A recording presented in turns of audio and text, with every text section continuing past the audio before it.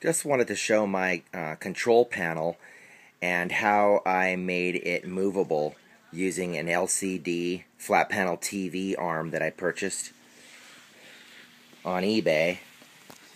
Basically, this arm is completely adjustable.